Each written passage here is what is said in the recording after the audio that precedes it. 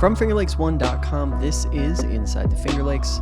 I'm Josh Durso, and our program today features a conversation with Finger Lakes Workforce Investment Board Business Services Coordinator Mike Woloson. Woloson joined us for a conversation about the economy, the future of work in the Finger Lakes, and so much more. Well, Mike, I appreciate you taking the time to talk with us today. My first question for you is sort of a generic one, but I think it's important to sort of frame the conversation right. What is the Finger Lakes Workforce Investment Board, or what is Finger Lakes Works? Finger Lakes Workforce Investment Board is a board of folks that come together to develop workforce development policy. We're authorized through the Workforce Investment and Opportunities Act. And in New York State, there are 33 workforce investment boards or areas. The Finger Lakes Workforce Investment Board covers the 4 counties of Ontario, Seneca, Yates and Wayne counties. And really our mission is to align the opportunities that exist in the workplace with the talent that's out there. And we do that in a lot of ways. We work with both supply side and the talent side. And well, actually, supply side is the talent side. We have 5 workforce development centers or career centers that job seekers can come in the 4-county area, and they can go and what you want to call it, sign up for the job bank to get matched with their skills and abilities and the opportunities that exist. And then also, we also work with businesses. We have a business service team in the 4 counties that go out and talk to businesses, find out what their needs are, comes back to the centers and tells our staff and job seekers, these are the skills that employers are looking for. And then we can provide some short-term training to those job seekers so their skills align with the needs that the employers have in the area. And then we also work with school districts. We have 3 career events during the year. Finger Lakes works with their hands. We have where over 800 students come out to Lott's Farm out in Seneca Falls, and they get to test some heavy equipment and talk to employers about the skilled trades. We also have a career event that's focused on agriculture, and then we have a 3rd event that's focused on the healthcare industry. So we try to work on the supply side of things and also on the job seeker side of things. So how has what you guys do evolved over, say, the last 30 to 45 days, where things have gotten really topsy-turvy for pretty much everybody who is, whether you're in the like you said, the supply side of the workforce world, or if you're a business owner, or if you're just an employee in that workforce, it's changed for pretty much everybody. So how has what you guys do on a daily basis sort of evolved over that period, and how have you evolved with these unusual times? It's been crazy. I'll be honest with you. I've been doing this for a long time. Unprecedented is the word that comes to mind, and you hear a lot. And I think, like I said, we focus really on the business side. Business is our end user, so we try to supply them with talent. Right now, businesses don't necessarily need that talent. There are businesses that are open that we're helping meet the needs through job matching and such. But there's a lot of businesses out there that need more information than they need applicants. They need to know how to sign up for the different programs that are out there. So we try to provide them with that information. And if we don't know the answers, we link them to somebody that does. We work closely with the chambers of commerce in the areas and try to provide them with links and information. And then the staff, at our career centers, they're working tirelessly. The New York State Department of Labor staff is following up with phone calls, really reaching out to folks, job seekers, trying to make sure that they get what they need in order to get through this really just unbelievably difficult time. So one of the things that came up frequently on this show and on other shows is that employers were looking for employees, and the employees just, it didn't seem as though they were there. Lots of companies in the area had significant volume of openings, but not a ton of people, jumping in to try and fill those roles. Now it's almost as if we're sort of rotating back around, where potentially we could see unemployment rates of 10 to 15% in the region or across the state. How does that sort of, I guess, what do you guys see as some of the things that you'll have to do to sort of shift to fill the new need, as well as, some of the challenges that are probably going to come up with that? I think it comes down to workforce development. It's developing your workers, whether they're with you right now, or having those workers take the initiative and going out and upskilling. This is, as I keep saying, unprecedented, uncharted territories. And if you want to leg up when things settle down, investing, in inexpensive ways to develop those skills, to make you more valuable to your current employer and your next employer, is really the strategy that we tell job seekers to access. Mm-hmm. What are you hearing from employers right now in the midst of the pandemic, in terms of what they need or what they're feeling, or what some of the challenges are on the sort of human workforce side, that would be coming your direction? I think that you don't want to ask them, when do you think you're going to start? Because they're just looking at today and tomorrow. Right. And if they're open, how can they stay open? If you're a restaurant and you're used to employing 15, 20 people, how can you stay on with just the bare bones of staff? If you're a manufacturer, how can you develop and get through that next order for your customer with the staff that you have, and minimize the risk. So I think we're right now at this point, we're working with employers that are trying to make sure that they've got what they need for today and for tomorrow. But going beyond that, nobody really knows how this is going to unfold. How often are you getting that question in terms of timeline?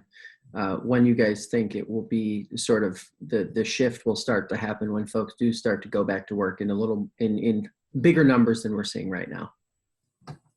I don't know. I mean, anybody that tells me when they think they're coming back doesn't really know. I mean, you can't. There's just absolutely no way that the media.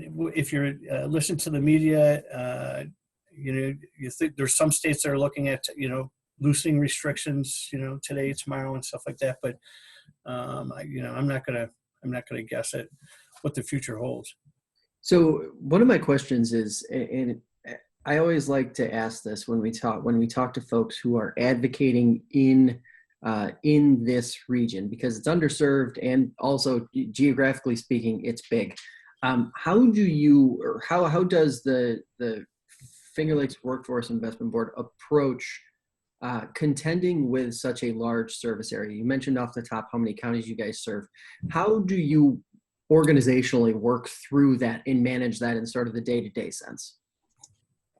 Well, the idea of the board is not to duplicate services. Mm-hmm. So we have a wide range of partners that work with us and really help us get over that geographical barrier, if you will. We're tight partners with training providers like Finger Lakes Community College, Wayne Finger Lakes BOCES. I mentioned earlier the chambers of commerce. They reach out to businesses, and so if we don't get to talk to all the members, but of a chamber, the head of the chamber recognizes and knows who we are and can direct those businesses to us for services. So really, I think the key is in all of this is the way we develop partnerships. And I'm curious, messaging for different groups of people sort of, and how they're all uniquely impacted by this situation. Obviously, those who are already in the workforce, say 30s, 40s, 50s, they've got an opportunity in front of them potentially to, sort of reinvest in themselves. Then on the other side, you mentioned some of the great programming off the top that you guys do with the youth, with kids, with high schoolers.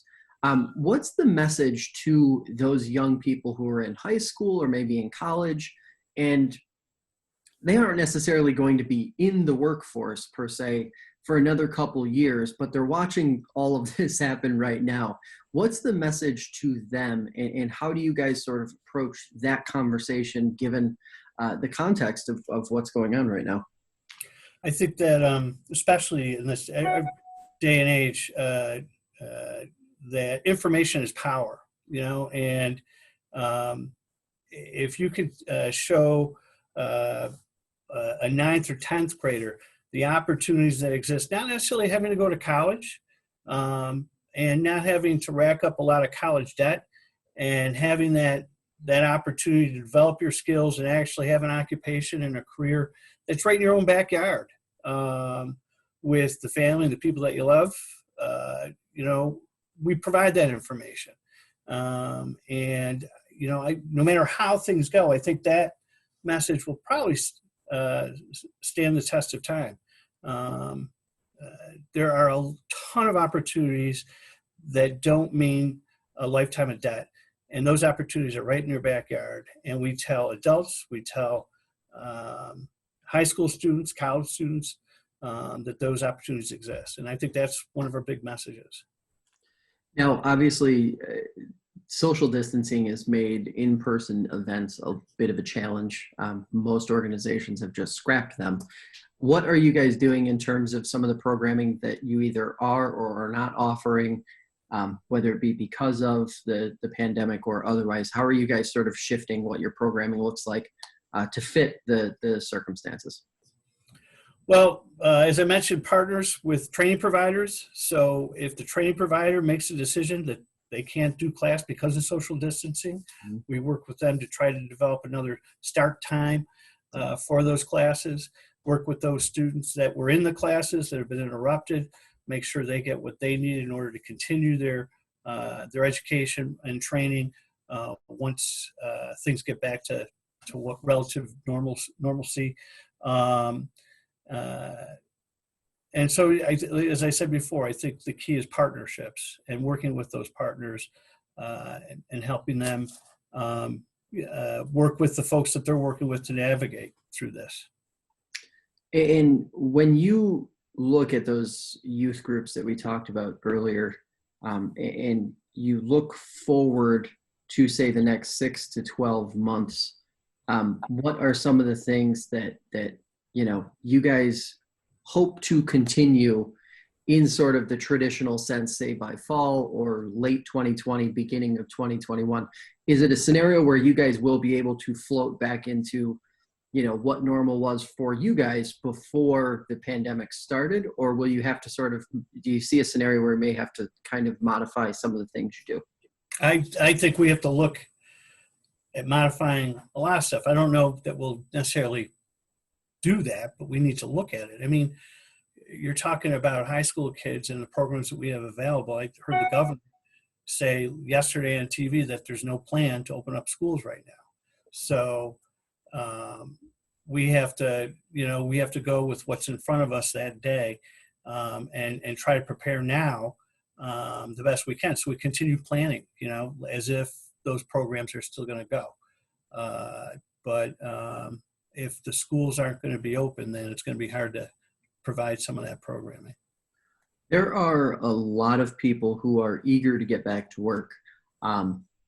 What are you hearing any of that from different folks who do want to find work right now in this moment? And how are you guys sort of directing them? Are there any employers that are in particular high demand right now because of the situation, or what are you guys seeing on that front? I have a daughter that wants to work really bad, and she's a junior in college. She's at home right now. She's dying to work. We, in partnership with the New York State Department of Labor, we have a job bank. And so we tell businesses to go on that job bank and put your job openings on that website. And then we tell the job seekers, if you're interested, there's a bank of jobs right there. And keep checking it, because if it's not on there today, it may be on tomorrow, whatever it is that you're looking for that aligns with your skills. But that's one of the things that we one of the services we are offering job seekers right now is something called Skill Up Finger Lakes, which is online training that folks don't have to go to a local training provider. They can do it right in their own home. And if they have a lot of downtime, this would be a great way to upskill your skills. Were you guys seeing an uptick before the pandemic even in desire for that kind of training, that sort of digitalized, grab it on the go kind of training that doesn't necessarily mean you have to be in a classroom or in a particular setting from X time to Y time? Yeah, online training's been around for a long time, really, 10, 15 years. What we're seeing is some of the employers using it for developing their workforce. It's a cheap and easy way to provide that kind of training. We've had Skill Up Finger Lakes for about 6 months, and we're out there trying to get the word out. But we've had a lot of folks sign up for it, and they're completing classes, and they seem to be getting a lot out of it. And those are for job seekers that are unemployed and underemployed. So one of my last questions for you, what is the message you want folks who maybe are looking for a job, or maybe they're just an employer who needs or knows they will need employees coming up here in the coming months? What's your message for those folks? Reach out to us. If you're an employer that is planning on having your workforce back, and you're going to need some help finding some of those folks, give us a call. You can go to fingerlakesworks.com, get our information, our contact information. We have a business service rep for each county that the sole purpose is to provide services and access to services to those businesses in that county. So we're a resource for you as you start to get over this hump, and we're there for you. And my final question, of course, one thing that makes you feel optimistic, I've been asking everybody I interview virtually over the last 2 weeks, this same question, something that makes you feel optimistic as you look forward, not just for your space, but for the region as a whole, which, historically over the last 5 to 7 years has really been on the upswing. So I don't know, you can probably see the gray in my beard. I've been at this for a while, and I was doing this kind of work through 9/11, and I can remember trying to figure out how we're going to get through the recession, some of the storms that we've had over the past 10, 15 years, and we've always gone through it. It won't be the same, but it'll be different. And the analogy I use is that there was a time where I used to be able to go drive up to Canada and just wave at the border folks, go over the bridge, and hang out in Canada. Now I need a passport. I can still do it, yeah. But now I need a passport, and we're safer for doing that. So I'm optimistic that once we get through this, we'll be better for it. We'll be safer for it. All right, Mike, appreciate the time. Thanks so much for taking the time to talk to us about everything you guys are doing. No problem, Josh. Hey, thanks for listening. Look for new episodes of Inside the Finger Lakes Saturdays and Sundays on fingerlakes1.com or wherever you get podcasts. If you're listening on Spotify or Apple Podcasts, consider leaving us a review or rating the show 5 stars. Both help a great deal. For more great conversations like these, check out our daily debrief. It goes inside the headlines with pieces of the great conversations we have on this and other shows. One last favor. If you can, consider becoming a supporter. You're not going to see any paywalls on fingerlakes1.com, but good journalism does cost money, and relying solely on advertisers is an industry-tried but largely untenable model. Visit patreon.com/FL1 to become a monthly supporter. If you have any questions, have an idea for a show, or just want to say hello, drop us a line at InsideTheFLX@fingerlakes1.com. Thanks again for listening. I'll see you next week.